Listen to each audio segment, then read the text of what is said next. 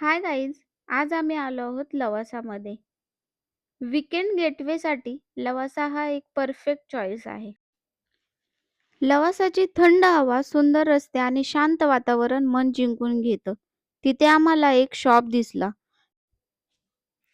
तिथलं सुंदर वातावरण आणि क्लायमेट बघून मला मॅगी खाण्याची इच्छा झाली. मॅगी एवढी सुंदर बनवली होती त्यांनी व्हेजिटेबल्स वगैरे टाकून. एकदम स्पायसी बनवली. मी ते मोमोज पण ट्राय केलं. मोमोज व्हेज होते, पण एवढे यम्मी होते की काय सांगणार. त्यानंतर मी तिथे गरमागरम हॉट कॉफी ट्राय केली.